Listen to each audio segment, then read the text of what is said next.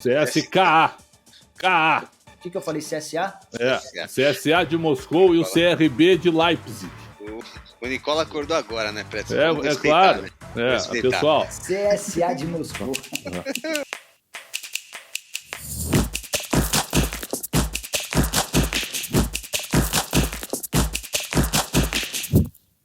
Olá, estamos começando o Segunda Bola, o podcast de esportes do Yahoo Brasil, especializado em futebol.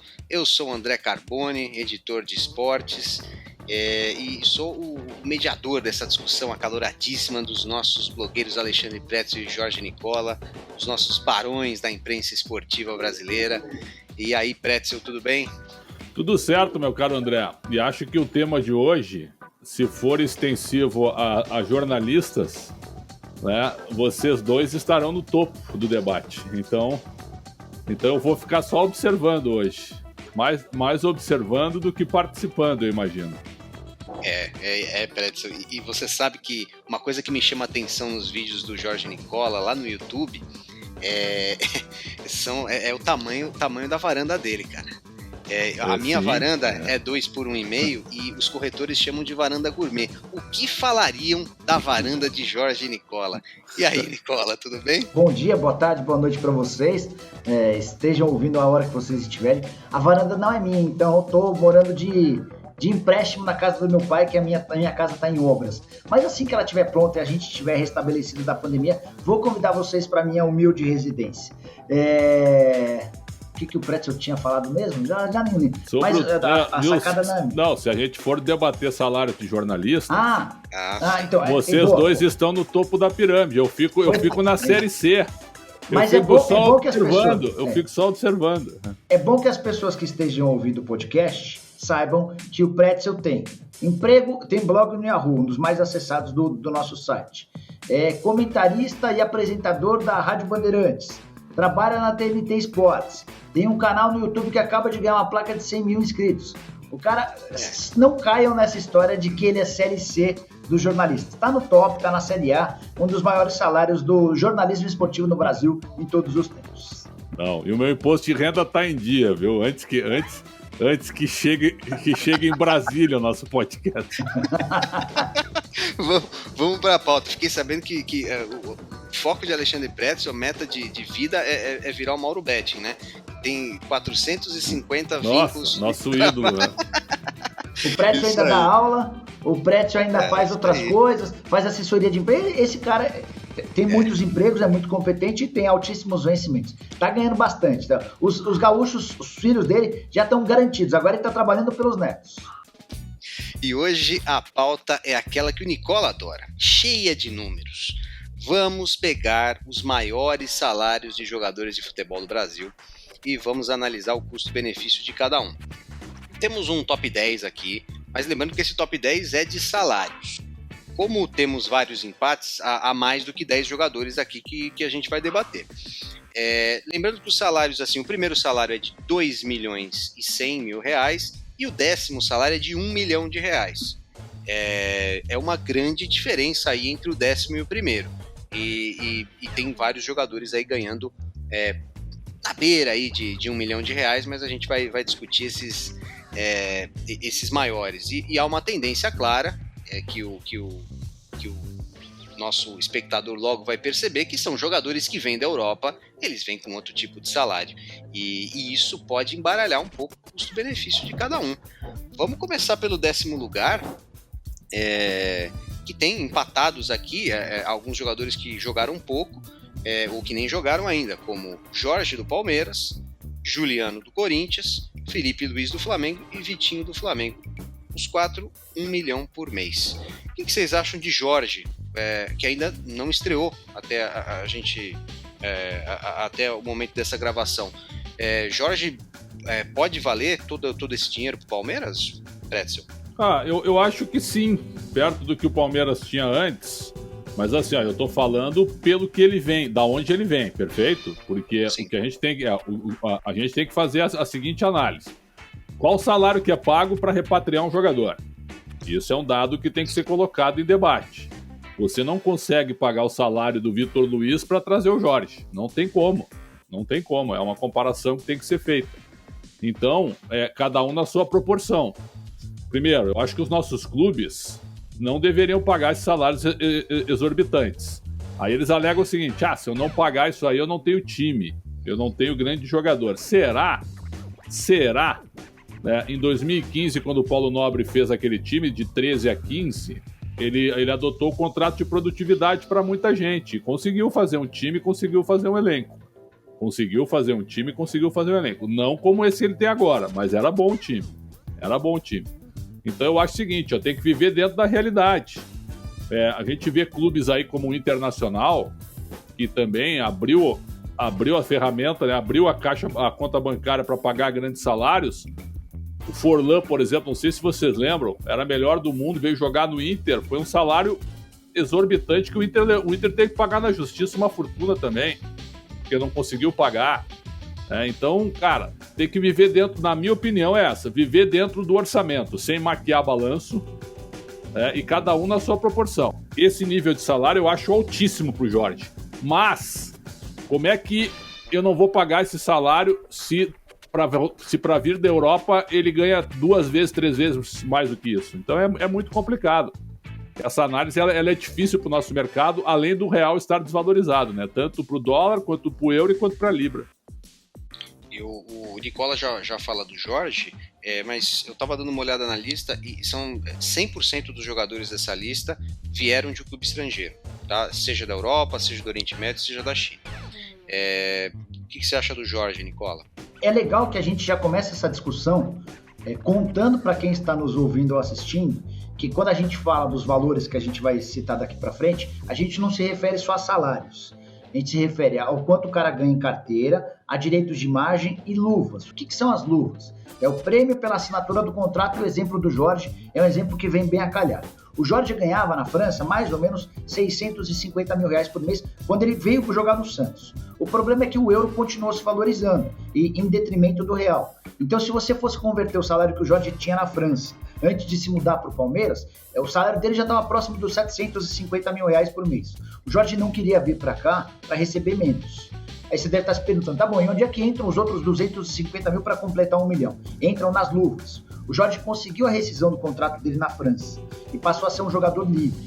Ele tinha contrato com o Mônaco, ele decidiu abrir mão desse contrato com o Mônaco e automaticamente, ao ser livre, ele negociou com o Palmeiras que o Palmeiras o comprasse, ou que o Palmeiras comprasse do próprio Jorge os direitos econômicos. É aí que entra o papel das luvas. Mas por que para o Palmeiras é interessante comprar os direitos econômicos do Jorge? Porque o cara tem 25 anos de idade, se fizer 1 ou 2 boas temporadas aqui, ele pode ser vendido mais para frente e o Palmeiras aqui embolsa todo o valor da negociação. Então esse pacote de 1 milhão, que é alto para um lateral esquerdo, embora tenha fazendo a ressalva de que ele tem 25 anos de idade, esse valor é alto porque está embutido o salário, o direito de imagem e, entre aspas, a compra dos direitos econômicos que o Palmeiras está fazendo de forma parcelada ao longo do tempo de contrato. E o Palmeiras, Carbone, Pretzel, quem está nos ouvindo, tem vários outros jogadores bem próximos de R$1 milhão por mês. O Lucas Lima, imagino que a gente vai falar daqui a pouquinho. O Luiz Adriano e o Gustavo Gomes não batem R$1 milhão por mês, mas estão muito próximos. O Ramírez, que era reforço do Palmeiras até o ano passado, tinha um salário de R$1,2 milhão por mês. Então, apesar de o Jorge ser o segundo mais bem pago do Palmeiras, isso não significa que o Palmeiras tem poucos jogadores na casa de R$1 milhão. Tem muita gente batendo bem perto dessa marca. Bom, o segundo jogador que a gente vai falar é o Juliano, do Corinthians, que chegou e ele é o maior salário, o maior vencimento do Corinthians aí, no total, e chegou bem ao Corinthians, né, Pretzel? E dizem que a proposta do Inter era maior que a do Corinthians.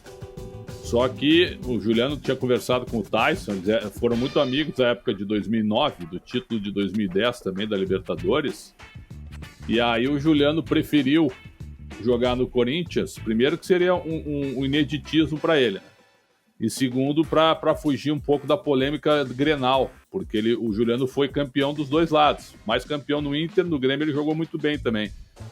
Então ele aceitou uma proposta, segundo a gente sabe, em valores menores do Corinthians, mas ainda um salário muito alto, e para a realidade do Corinthians até me surpreendeu que o Corinthians abrisse o cofre pelo balanço, desde abrir um balanço complicado e também pela situação financeira muito delicada. E aí, Nicola, o que você acha que vale a pena pagar isso pro Juliano? É que o Juliano tem 31 anos de idade, né? E é um jogador que ainda tinha algum mercado no futebol europeu. O teto salarial no Corinthians hoje é de R$800 mil por mês. E o Corinthians bate muito na tecla de que ninguém ganha mais do que R$800 mil por mês. Nessa relação a gente tem o Cássio, o Fagner, o Gil, o Luan, o Juliano, o Renato Augusto. Só que o Juliano, além dos 800 mil do teto, ele tem uma pequena luva, que é aquele prêmio pela assinatura do contrato que eu dizia agora há pouco, por ter aberto mão de propostas, como a do Inter, que o Pretzel lembrou, e de ofertas também de clubes do futebol europeu. Então, o Juliano tem vencimentos que giram na casa de R$1 milhão mensais. E o Roger Guedes, só me ajuda, não vai ganhar quanto? Então, o Roger Guedes, existiam 2 negociações, Pretzel, essa é uma coisa legal. A gente está gravando esse podcast no dia em que provavelmente o Corinthians vai anunciar de forma oficial a chegada do Guedes. As primeiras conversas previam um pagamento de algo na casa de R$1,5 milhão por mês, entre salários, direitos de imagem e luvas. Jogador de 24 anos de idade que o Corinthians entende que depois de 1 ou 2 boas temporadas pode valer milhões de euros. Só que em meio às negociações, o Duílio Monteiro Alves propôs ao Pitombeira e ao Roger Guedes uma negociação diferente. Em vez de pagar luvas altas, o Corinthians vai se aproximar, vai pagar cerca de R$1 milhão por mês ao Guedes, e o restante o Guedes vai apostar nele mesmo. Como? Em vez de o Corinthians ter 100% dos direitos econômicos, estava sendo discutido e eu ainda não consegui confirmar se foi 60% ou 70% dos direitos que vão ficar com o Corinthians. E o restante vai ficar com o Guedes. Então vamos usar o maior dos exemplos. Digamos que o Guedes agora tenha 40% dos direitos econômicos. E que pinte uma proposta da Itália, estou dando um exemplo, daqui a um ano, de 20 milhões de euros. O Roger Guedes teria 40% em cima desses 20 milhões de euros. A gente está falando de levaria 8 milhões só na transferência. De euros, entendeu? Então ele vai ter a possibilidade com essa proposta feita pelo Corinthians de faturar mais lá na frente. E aí tem até uma cláusula no contrato que é interessante contar. O Corinthians, por exemplo, poderia ficar abraçado nesse contrato e, se aparecerem propostas, não vender e ficar com o jogador. O que o Roger Guedes e o Pitombeira conseguiram nesse contrato com o Corinthians? Eles estabeleceram que, depois de um ano, se vier uma proposta de um valor X, e eu não sei qual é esse valor, o Corinthians é obrigado a vender o jogador ou então comprar os 40% do Roger Guedes. Foi a forma que se encontrou para que o Corinthians não fique deitado em cima do contrato, para que em caso de propostas boas, estabelecidas já em contrato por um determinado valor, o Corinthians seja obrigado a negociá-lo ou comprar os 40% do jogador. Sim. Bom, e tem 2 jogadores do Flamengo também nessa casa de 1 milhão. O Felipe Luiz, já titular há algumas temporadas, e o Vitinho, que foi por muito tempo reserva, né? Mas ele tá sempre jogando. Podemos considerá-lo um titular também, por mais que no time ideal André, do Flamengo ele não apareça, ele tá sempre ali, né? O Flamengo pagou 10 milhões de euros pelo Vitinho, lembra? 10 de euros, uma fortuna na época. 45 milhões de reais, Preto. Exatamente. Só para trazer o dado da época. Na época eu achei uma loucura e continuo achando, porque eu acho que o Vitinho é um reserva de luxo, mas nunca se firmou como titular. Talvez ele fosse titular hoje em vários times do Brasil. Seria titular, mas assim, a última passagem dele antes do Flamengo foi pelo Inter. O último ano dele no Internacional foi horrível, custo-benefício, muito mais custo do que benefício. Então é um jogador, para mim, que esses valores são exorbitantes para um jogador desse tamanho. O Corinthians errou no Vitinho, Carboni, porque além dos 45 milhões que o Pretzel lembrou, esse 1 milhão de reais por mês, Flamengo. Além dos 45 que o Flamengo desembolsou para comprá-lo, do Spartak Moscou, do CSA de Moscou, ainda tem 1 milhão de reais por mês. CSKA. O que eu falei, CSA? CSA de Moscou e o CRB de Leipzig. O Nicola acordou agora, né, Pretzel? Claro. Né? Pessoal. CSA de Moscou. CSKA de Moscou, 10 milhões de euros, 45 milhões de reais. 1 milhão de reais por mês. Não vale. O Vitinho até melhorou agora com o Renato Gaúcho, mas é um cara super cornetado pelo torcedor. O Flamengo acertou em várias. Nessa do Vitinho houve um erro. Só sobre o Felipe Luiz, antes de você passar para a próxima rodada de jogadores, o Felipe chegou com esse custo porque era um jogador que tinha, por exemplo, proposta do Benfica, com a carreira bem consolidada, e eu até acho que ele vale. Mas é legal contar que o Felipe Luiz é um dos 3 jogadores titulares do Flamengo cujo contrato termina em dezembro. Felipe Luiz, Diego Ribas e Diego Alves. Os caras já podem até assinar um pré-contrato, porque eles estão a menos de 6 meses do fim do contrato. E o Flamengo nem os procurou para renovar. Faz parte da estratégia do Flamengo para mostrar, a gente tem vida sem vocês. Então, ou vocês aceitam uma redução salarial, ou vocês não ficam. O Diego Alves, na última renovação, teve uma redução. O Diego Ribas, nas últimas 2, teve redução. O Felipe Luiz deve ficar no Flamengo, porque esses caras querem continuar no Flamengo, mas vai ficar para ganhar menos. Mas tá se pagando, hein? Felipe Luiz tá se pagando. Tá jogando muito bem, ainda. E é uma coisa que até poucos anos atrás a gente não estava acostumado no Brasil, né? O jogador em descendente total tendo que reduzir salário porque afinal ele tá perto de se aposentar. Uma coisa que o clube grande europeu sempre teve, porque o dinheiro estava ali, né? Onde os jogadores grandes estão e se aposentam, mas aqui a gente sempre... Olha, o Real Madrid, tu viu, ofereceu um ano só pro Sérgio Ramos. E essa é a política. Passou dos 30 anos lá, é 1 ano de contrato só, meu garoto. Se tu quer cumprir, tu cumpre. Vai renovando de acordo com a tua produtividade. Senão vai embora. E no próximo nível aqui, temos Bruno Henrique do Flamengo e Everton Ribeiro do Flamengo com 1.200.000 por mês.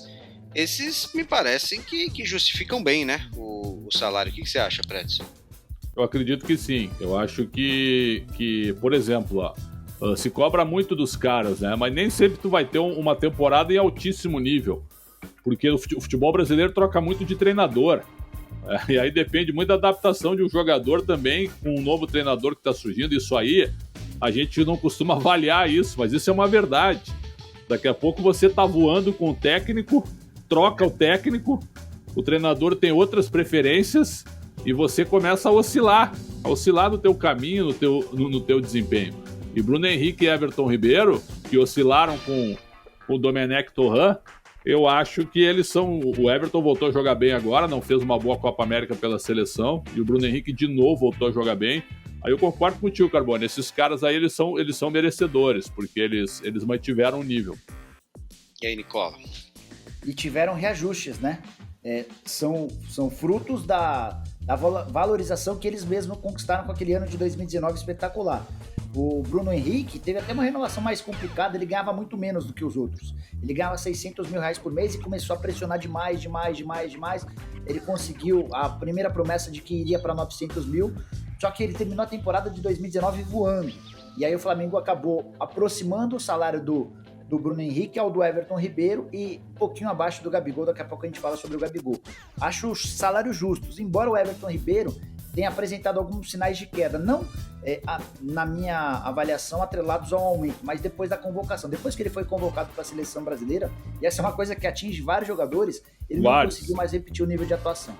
E em sexto lugar aqui temos 2 jogadores do Atlético Mineiro, um já justificou, o outro acabou de chegar, Hulk e Diego Costa, R$1.300.000. E aí, Pretzel, o Hulk eu achei, tá muito bem, André, né? Eu achei que o Hulk seria uma loucura, cara, fazer esse investimento no primeiro momento. Só que ele tá sobrando no futebol brasileiro. Enquanto a gente tá fazendo aqui o nosso programa, eu comentei Fluminense e Atlético Mineiro pela Copa do Brasil. Mais uma vez, ele foi um dos melhores em campo e ele tem mantido um nível, uma regularidade realmente impressionantes. Eu não achei que ele iria sobrar tanto como ele está sobrando no futebol brasileiro. Se o Atlético for campeão, e vai ser, eu acho, de um dos 3 torneios, eu até aposto mais no Atlético na Série A, o Hulk já vai se pagar no primeiro ano, hein? Já vai se pagar no primeiro ano, porque se o Atlético quebrar um jejum de 50 anos sem o título brasileiro, o Hulk estará na seleção do brasileiro como um dos grandes destaques do campeonato.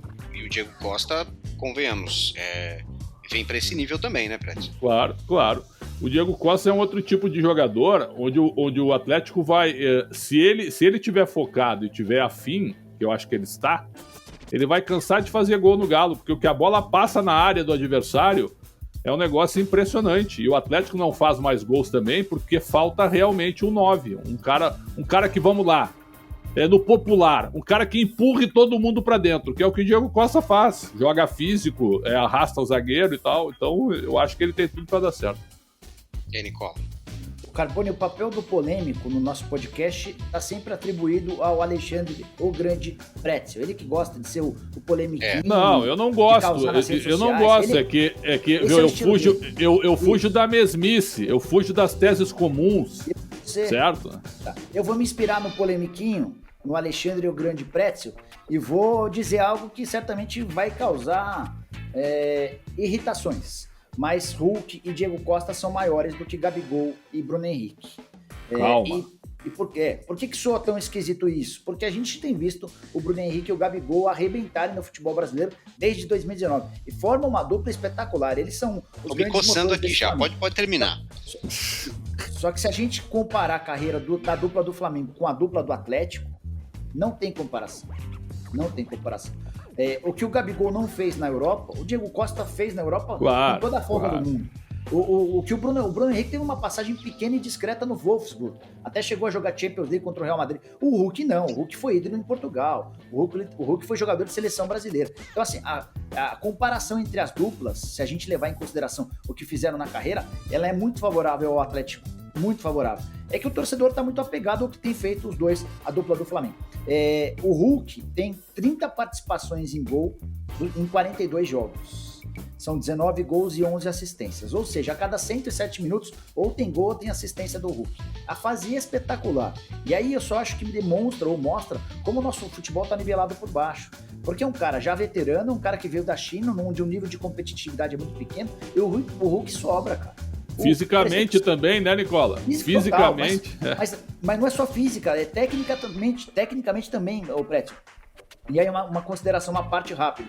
Se de fato a seleção brasileira não puder convocar jogadores que atuam fora do país, o Hulk tem que ser convocado, cara. E o Hulk vai fazer bonito pela seleção brasileira. Hoje sim. Hoje eu concordo contigo. Nesse contexto, hoje tem que chamá-lo. Nesse contexto de jogadores que atuam fora não poderem ser convocados.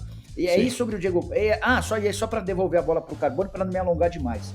O Hulk e o Diego Costa queriam jogar no Palmeiras. O Hulk, por ser palmeirense na infância, porque os 3 filhos estão morando em São Paulo, que ele tinha essa vontade. Chegou a visitar o Palmeiras, receber camisas do presidente. O Diego Costa também tinha toda a família palmeirense. O tio dele enchendo o saco para ele jogar no Palmeiras. Tinha vontade de jogar num time competitivo, mas o Palmeiras entendeu que o custo dos dois era muito acima das expectativas. A minha pergunta é: imaginem o Hulk jogando com a camisa do Palmeiras. Imaginem o barulho que o Palmeiras faria se tivesse feito esse investimento. Preferiu manter, por exemplo, o Lucas Lima para ganhar 900 mil por mês, em vez de esticar um pouquinho a corda e pagar 1.200 pro Hulk. Agora durmam com um barulho desse. Só duvido que o Palmeiras tenha preferido ficar com o Lucas Lima. É mais razoável pensar que ninguém quis, né? Só para não deixar passar, o Hulk e o Diego Costa são mais velhos. Enquanto o Gabigol está no auge, o Bruno Henrique vai fazer 30 anos, né? Sendo que já está há alguns anos no Flamengo jogando bem, ou seja, o Flamengo contratou um jogador no auge também, para jogar quando o Bruno Henrique foi contratado. Acho uma comparação injusta nessa. O Hulk e o Diego Costa são maiores, mas já são jogadores consolidados e mais velhos. Mas o Bruno tem 31. O Bruno tem 31. Já fez 30 o Bruno Henrique, né? Já 31. Mas quando o Flamengo contratou, ele não tinha isso. Faz já alguns anos. E eu acho que o Flamengo apostou em caras no auge e por isso mais caros. Acho que o Hulk e o Diego Costa já chegam consolidados e vão fazer bom papel no Galo, mas é um investimento diferente. Eu acho que o Gabigol ainda vai... Mas é que eu acho que a dupla do Galo é melhor. Eu acho a dupla, por isso que eu acho que é polêmico, mas eu acho que a dupla do Galo é melhor do que a dupla do Flamengo. O teu ponto, Carbone, ele é muito interessante. O Atlético contratou 2 jogadores para ser campeão agora. Para ser campeão agora. O Flamengo contratou para ser campeão, mas também pensou lá na frente. Se por acaso chegar agora o Al Ittihad e fazer uma proposta milionária para levar o Hulk, leva. Se o Galo for campeão com ele, um título só. Né? Aí é que tá. O Gabigol, existe um projeto, eu concordo plenamente com o André. Em torno do Gabigol existe um projeto. O Zico me falou numa live que o Gabigol é o centroavante de todos os tempos do Flamengo para ele. Eu fiquei assustado até, mas pelos números e pelo que ele tem feito, ok. E agora a gente vai passar para o 4º lugar aqui, 2 jogadores empatados. Tem alguns detalhes que o Nicola vai falar. Daniel Alves, do São Paulo, e Douglas Costa, do Grêmio. Mas o Daniel tem que receber também, né? Aí é que tá o detalhe. Exatamente. Mas eu já adianto aqui a minha opinião. Daniel Alves e Douglas Costa, os dois, no momento em que chegaram no Brasil, eu concordaria com esse salário. Tenderia a concordar com esse investimento. Não é nem tão alto por quão grandes esses caras foram na Europa. O que você acha, Pretz? Eu acho que foi um risco, né? Porque venderam um projeto para ele, eu concordo contigo que daria para pagar, né? Eu concordo. Se ele chega no Flamengo, por exemplo, ele provavelmente estaria recebendo.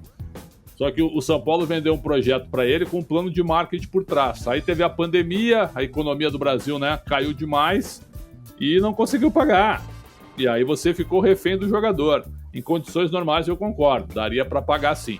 O Douglas Costa, até eu vou trazer uma informação, eu não vou dizer o nome de um ex-jogador, um ex-jogador que tem proximidade com o futebol alemão, me contou o seguinte, que o Douglas Costa machucado no Bayern, ele ficava madrugadas, que é um problema que está acontecendo hoje, jogando Fortnite ou Counter-Strike, sabe?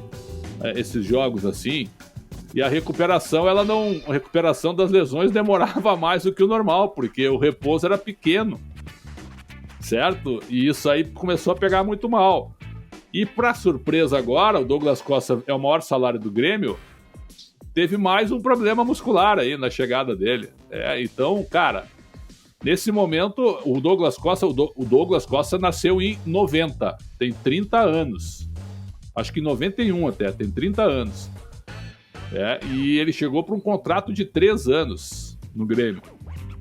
Eu imagino que ele possa dar certo em condições normais, sim, mas ele tem que se ajudar também, né? Ele é bom jogador, ele chega no Brasil, joga fácil, tudo isso é verdade. Mas aí, André, nesse ponto eu vou concordar contigo. Daniel Alves, eu acho que quando ele foi anunciado pelo São Paulo, ali eu imagino que tenha sido uma boa ideia. E o Douglas Costa, só lembrando, ele tem um histórico de lesões musculares, né? Sim. Desde a Europa. E aí, Nicola, o que você acha desses dois jogadores que ganham aí ao todo 1,5 milhão? O Douglas Costa, ele ganha R$800 mil de salário, 400 mil de luvas, ou seja, ele parte todo mês de 1,2 milhão. E ele tem estipulado em contrato alguns bônus por mês que podem lhe render mais 300 mil. Esses bônus estão atrelados à performance. Então o salário máximo do Douglas Costa é de R$1,5 milhão, mas como lembrou o Pretzel, esse histórico de lesões musculares vai fazer com que o Douglas em vários meses não alcance esse R$1,5 milhão, porque é um cara que se machuca demais e esse feedback, essa informação de bastidor a respeito do comportamento só corrobora ou ajuda a entender o porquê de tanta lesão. Sobre o Daniel Alves, nenhum jogador pode valer R$1,5 milhão, nenhum lateral direito pode valer R$1,5 milhão. A conta não fecha. Eventualmente, se você tem um clube numa condição financeira extremamente bacana, que pode se dar o luxo de investir num lateral direito, pensando apenas na performance esportiva, beleza. O São Paulo não poderia ter dado esse tiro. O São Paulo errou ao contratar o Daniel Alves, que recebe R$500 mil por mês em carteira e R$1 milhão por mês em imagem. Essas imagens são acumuladas por 6 meses. Nicola, a ideia foi boa, é que o projeto não se consumou. Mas então, o São Paulo contava na oportunidade, Pretzel, com a capacidade de transformar o Daniel Alves em garoto propaganda. Sim. O Daniel Alves não é um bom garoto propaganda. O Daniel Alves é um excelente jogador, 43 títulos, ninguém na atualidade do futebol mundial ganha tanto. Mas ele não é um garoto propaganda. Ou alguém acha que se o Daniel Alves aparecer numa propaganda vendendo um sabonete, o filho do Pretzel ou o meu filho vão olhar a propaganda e falar, não, quero usar esse sabonete. Não tem, ele não tem esse carisma, não tem esse apelo.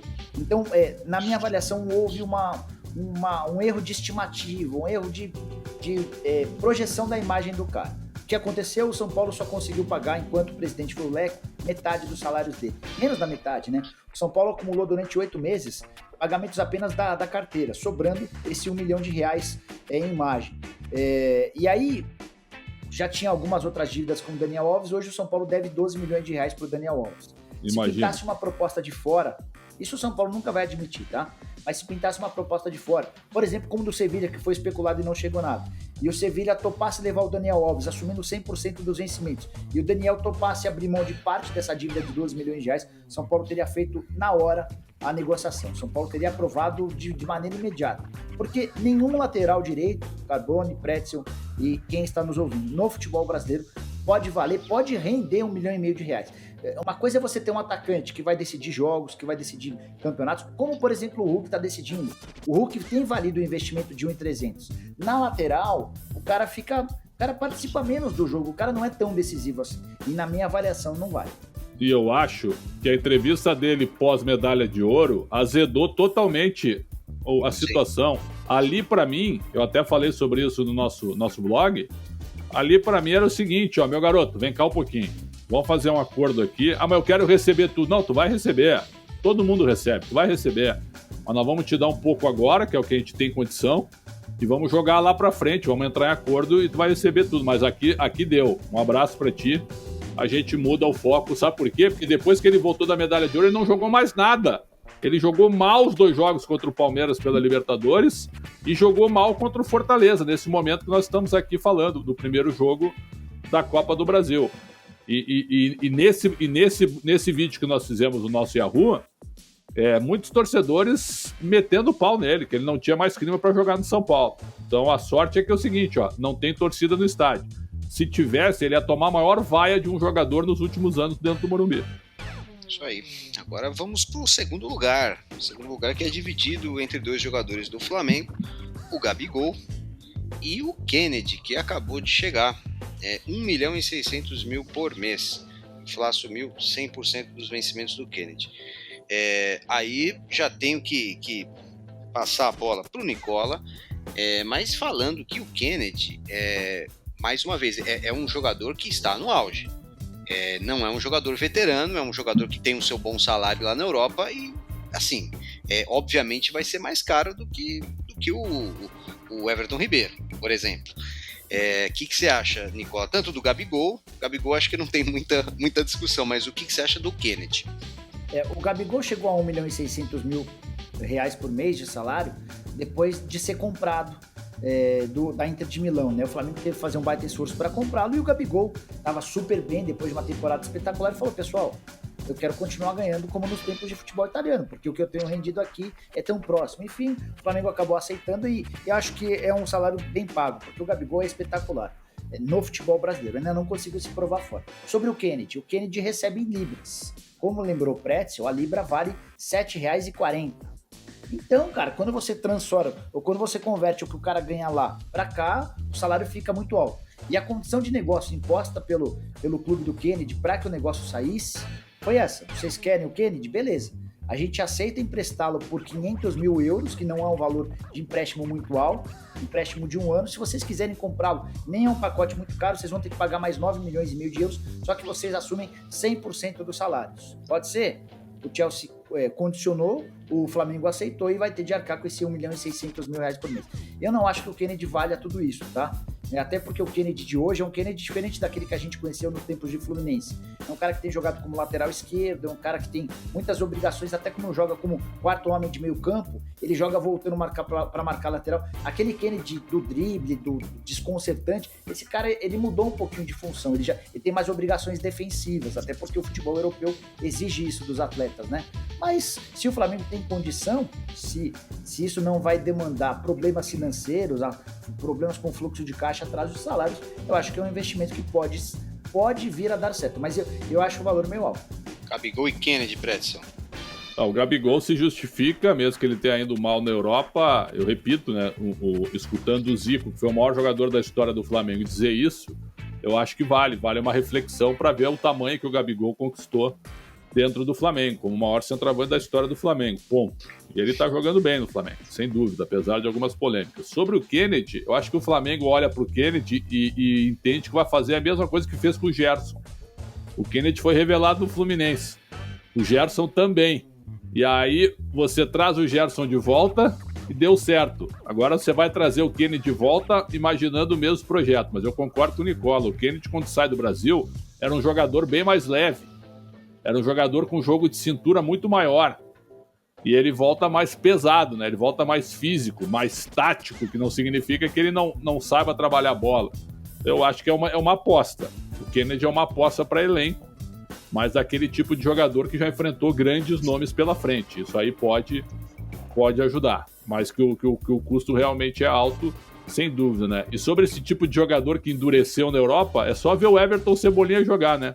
Hoje ele é um robô hoje. O Everton Cebolinha hoje ele é um robô. Os caras transformaram ele num jogador de pebolim. No Grêmio ele pegava a bola, driblava 4, 5 e ia pra cima. Na seleção também na Copa América. O cara tá 1 ano e 2 meses na Europa. Eu não sei o que vocês têm a achar, mas na Copa América ele tava estático, ele não se mexia, cara. Um negócio impressionante. Impressionante a mudança de compleição física do Everton Cebolinha. Não sei se fisicamente, se isso interferiu tanto no jogo dele ou se foi mais a parte tática, que ele ficou um pouco preso, enfim. É difícil imaginar a razão, né? Mas claramente é um jogador diferente. Vamos falar agora do maior salário do futebol brasileiro, Dudu, que voltou ao Palmeiras há pouco tempo. E ele está no Palmeiras ganhando 2 milhões e 100 mil reais por mês, metade do que ele ganhava lá no Catar. O time do Catar não quis ficar com ele, até pelo alto valor, pela crise do Covid, e ele voltou ao Palmeiras, tinha essa cláusula, né, já prevista, ganhando esse alto valor. Ele ganha o dobro do segundo jogador mais bem pago do Palmeiras. É para tudo isso, Nicola? O Dudu, ele é muito melhor do que o resto no Palmeiras? Não, o número tá exagerado, mas aí tem por trás disso algumas explicações que são importantes. O Dudu representou, ao chegar ao Palmeiras, uma quebra de paradigma. Até então, o Palmeiras era um clube desconsiderado quando o assunto eram grandes reforços.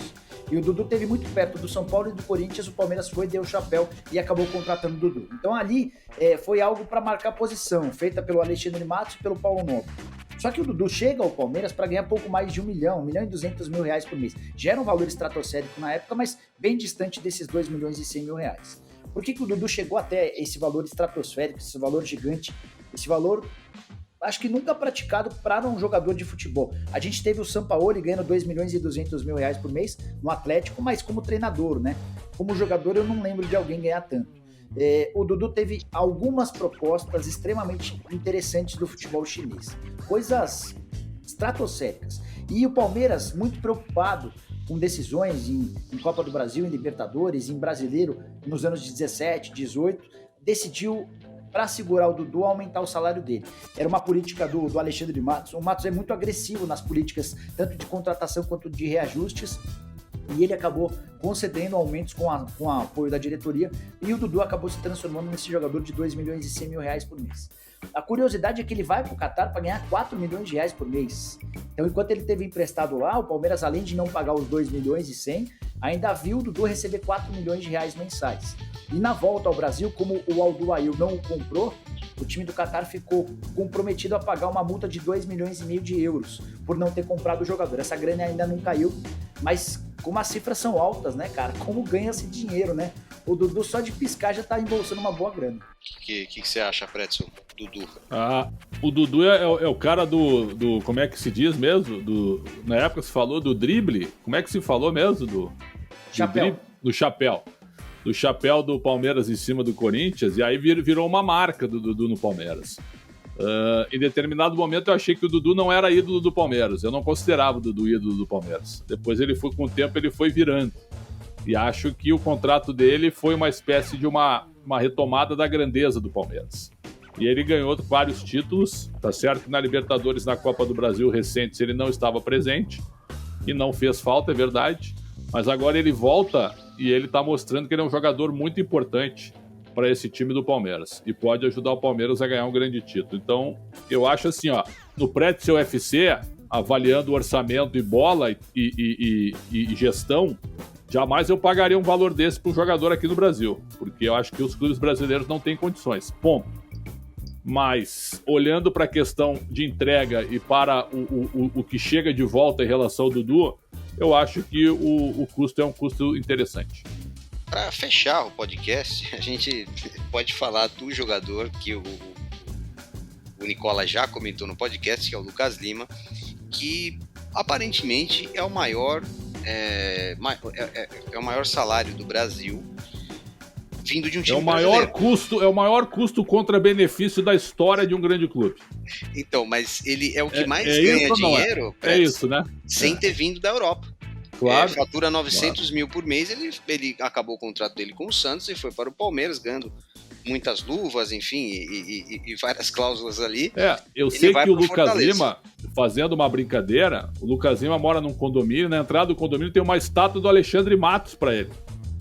Né, que arrumou um contrato espetacular pro Lucas Lima, longe da bola que ele poderia entregar, mas muito longe, muito longe. O Lucas Lima entrou para Assim, ó, o Lucas Lima, ele era do Inter. Ele vai pro Sport emprestado, joga bem no Sport. Volta pro Inter. O Inter, ao invés de aproveitá-lo para jogar ao lado do D'Alessandro, o que o Inter faz? O Inter achou que ele ia concorrer com o D'Alessandro. O Inter vende o Lucas Lima pro Santos, por uma bagatela. E aí o Lucas Lima vira o jogador que virou merecidamente, hein? Jogando muita bola no Santos. No Palmeiras, ele sentou no contrato. Foi um fiasco no Palmeiras. Financeiramente, é uma das piores contratações da história do Palmeiras. O Lucas Lima já havia sentado no contrato nos últimos meses de Santos. Vocês vão lembrar que ele foi empurrando com a barriga, né? Verdade. Que se acostumou com essa outra realidade. Ele ganha 650 mil em carteira, 250 mil em luvas, e totalizam 900 mil por mês. Ainda tem um bônus de 15 mil reais por jogo. Como o Lucas Lima não era utilizado no Palmeiras há mais de 2 meses, esses bônus acabaram sendo ignorados durante esse período. Foi jogar no Fortaleza, né? O Fortaleza se acertou com o Palmeiras e tal. E aí que a gente vê quando o negócio é mal feito, né? O Palmeiras só conseguiu do Fortaleza um empréstimo gratuito.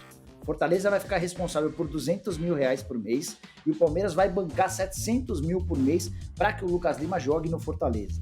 Só para vocês entenderem como o status do Lucas Lima no mercado nacional é ruim. Foi oferecido para vários clubes, ninguém apareceu com uma proposta. O Fortaleza disse, eu topo, mas eu posso pagar os meus 200 mil que são teto. Se vocês completarem o salário, bem, se não, fiquem com o Lucas Lima.